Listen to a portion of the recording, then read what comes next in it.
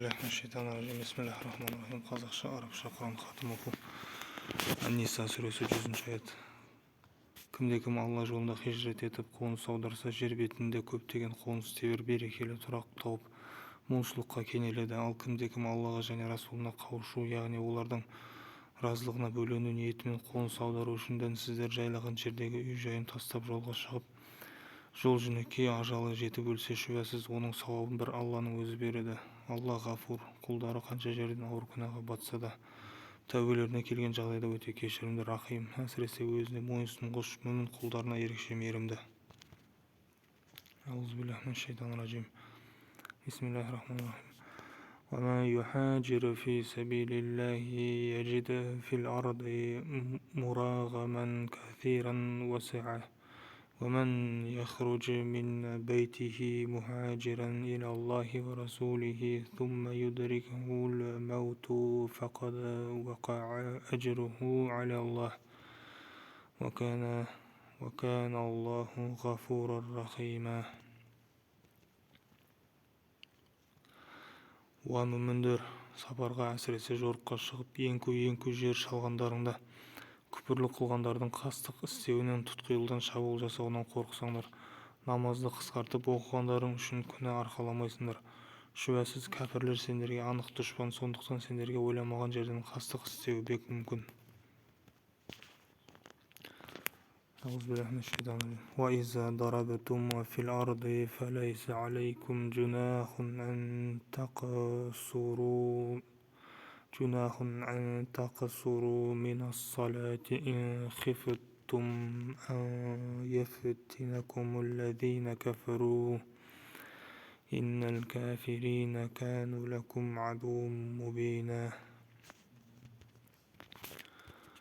Мұхаммед саллаллаху алейхи ва саллям жорыққа шыққанда кәпірлердің қастық істеуінен қауіптенген мүміндермен бірге болып, оларға намаз оқытсаң, алдымен олардың бір бөлігі сенімен бірге қаруларын асынған күйде намазға тұрсын, ал екінші топ қарауылда тұрсын. Алғашқы жамағат сәждеге бас қойып, бірінші рәкатты бітірген бойда дұшпанды қарауылдау үшін арттарыңа өтсін.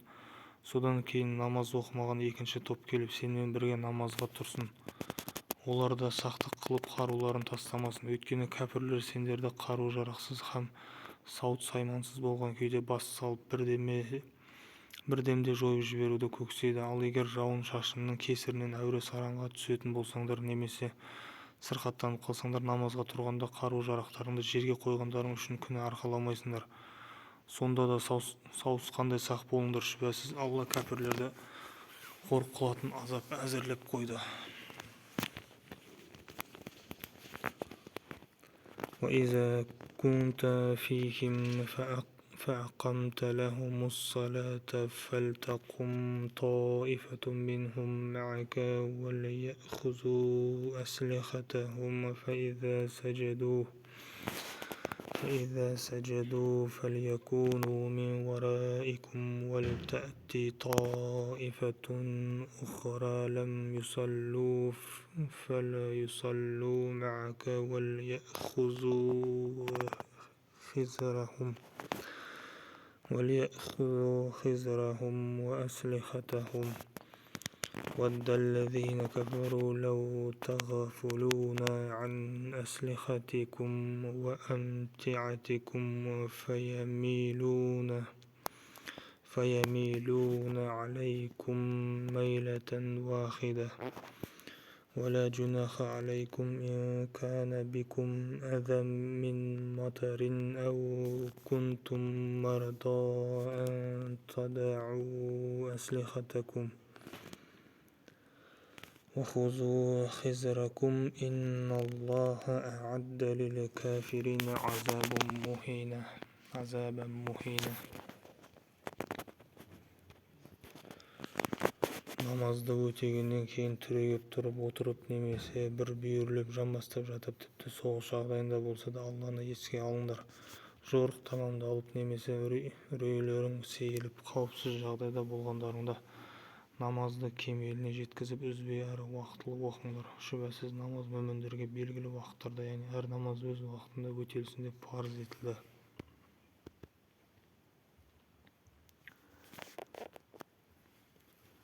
فإذا قضيتم الصلاة فاذكروا الله قياما وقعودا وعلى جنوبكم فإذا اطمأننتم فأقيموا الصلاة إن الصلاة كانت على المؤمنين كتابا موقوتا.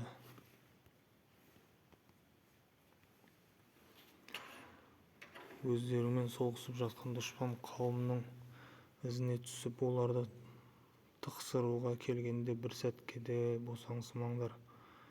Егер сендер дұшпанмен соғысқанда азап шегіп қиналсаңдар, олар да дәл өздеріңдей азап шегіп қиналады, яғни олар да өздеріңдей ет пен сүйектен жаралған, олар да өледі, олар да жараланады, қиналады. Алайда сендер Алладан олар үміт етпейтін көптеген игіліктерді үміт етіп күтесіңдер. Алайда сендер Алладан олар үміт етпейтін көптеген игіліктерді үміт етіп күтесіңдер. Сендердің артықшылықтарың сонда. Шүбәсіз Алла алим, әр пендесінің жай-күйін жақсы білетін шексіз ілім иесі.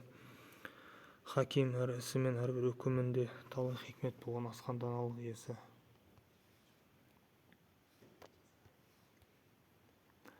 ولا تهنوا في ابتغاء القوم إن تكونوا تعلمون فإنهم يعلمون كما تعلمون وترجون من الله ما لا يرجون وكان الله عليما حكيما.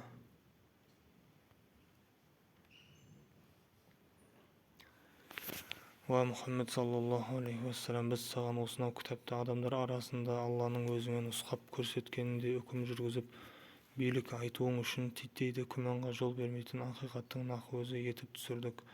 Ендеше кінәлі мен кінәсізді әбден анықтау, опасыз сатқындарға жәрдемші де, олардың сөзін сөйлейтін қорғаушы да болма.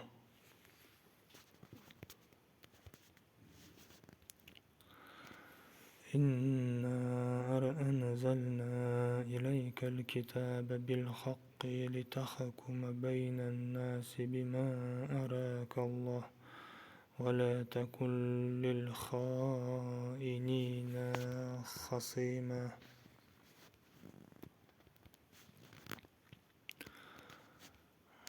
Алладан кешірім тіле, өйткені Алла ғафур, құлдары қанша жерден ауыр күнәға батса да тәубелеріне келген жағдайда өте кешірімді, рахим, әсіресе мүмін құлдарына ерекше мейірімді.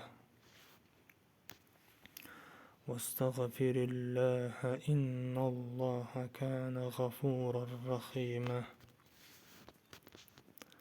Өз-өзіне опасыздық жасап, хақ жолдан адасып жүргендерге бола таласып тартыспа. Олардың сөзін сөйлеме. Шүбәсіз Алла опасыздық һәм күнә жасауды тым шектен шыққандарды жақсы көрмейді. ولا تجادل عن الذين يختانون أنفسهم إن الله لا يحب من كان خوانا أثيما.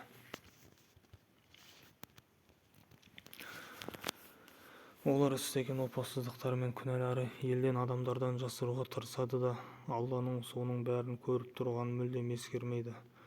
Әйтсе де олар түнделетіп, Алла разы болмайтын өтірік айтуды, жала жабуды, опасыздық жасауды, сондай-ақ ақиқатты бұрмалауды сөз қылып, әрқилы қитұрқы жоспарлар құрып жатқанда, Алла олардың басы қасында еді. Алла олардың не істеп, не қойып жүргенін бәрін естіп көретіндігімен шексіз ілімі һәм құдіретімен толық қамтып білуші. يستخفون من الناس ولا يستخفون من الله وهو معهم إذ يبيتون ما لا يرضى من القول وكان الله بما يعملون محيطا. Егер сендер бұл дүниеде солардың сөзін сөйлеп, солар үшін таласқа түстіңдер делік, ал енді қиямет күні Алланың алдында олардың сөзін кім сөйлейді, немесе оларға кім қамқор әрі кепіл болып солар үшін жауап береді. أنتم هؤلاء جادلتم عنهم في الحياة الدنيا فما يجادل الله عنهم يوم القيامة يوم القيامة أم من يكون عليهم وكيلا. Ал енді кімде-кім жамандық жасаған соң немесе күнәға батып өз-өзіне қиянат жасағаннан кейін Алладан кешірім тілесе, Алланың ғафур құлдары қанша жерден ауыр күнәға батса да тәубелеріне келген жағдайда өте кешірімді, рахим, әсіресе тәубеге келіп өзіне бет бұрған мүмін құлдарына ерекше мейірімді екенін көреді. وَمَا يَعْمَلْ سُوءًا أَوْ يَظْلِمْ نَفْسَهُ ثُمَّ يَسْتَغْفِرِ اللَّهَ يَجِدِ اللَّهَ غَفُورًا رَحِيمًا.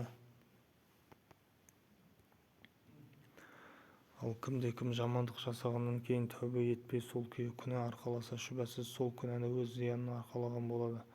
Алла алим, бәрін білетін, шексіз ілім иесі, хаким, әрі ісімен әрі үкімінде талай хикмет бар, асқан даналық иесі. وَمَنْ يَكْسِبْ إِثْمًا فَإِنَّمَا يَكْسِبُهُ عَلَى نَفْسِهِ وَكَانَ اللَّهُ عَلِيمًا حَكِيمًا. Сондай-ақ кімде-кім кішігірім күнә істеп, немесе ұрлық, қарлық, кісі өлтіру сынды кісі ақысына қатысты ауыр күнә істеп, кейін оны бейкүнә біреуге жаба салса, шүбәсіз жала жапқан һәм анық әрі үлкен күнә арқалаған болады. وَمَا يَكْسِبْ خَطِيئَةً أَوْ إِثْمًا ثُمَّ يَرْمِ بِهِ بَرِيئًا فَقَدِ احْتَمَلَ بُهْتَانًا وَإِثْمًا مُبِينًا. О Мұхаммед саллаллаху алейхи уассалам, егер Алланың саған деген шексіз шарапаты болмағанда, олардың бір тобы сені үкім шығару мәселесінде шалыс басқызудың амалын ойлаған еді. Алайда олар біреуді адастырамыз деп жүріп, түбінде өздері ғана адасады һәм саған ешқандай да зиян тигізе алмайды. Өйткені Алла саған тура жолға бастайтын кітап пен хикметті түсірді һәм білмегеніңді үйретті. Міне осылар тұрғанда олар сені қалай шалыс басқызып, саған қалай зиян келтіреді дейсің. О Мұхаммед саллаллаху алейхи уассалам, Алланың өзіңе нәсіп еткен игілігі мен шарапаты шынымен шексіз болды.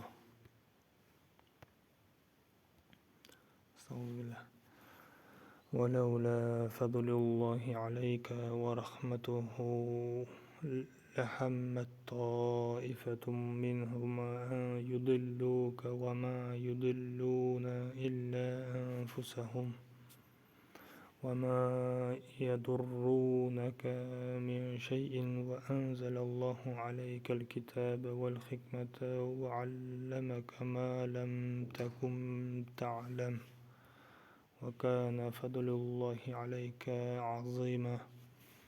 Sadaqallahul azim 113. ayetten sonra.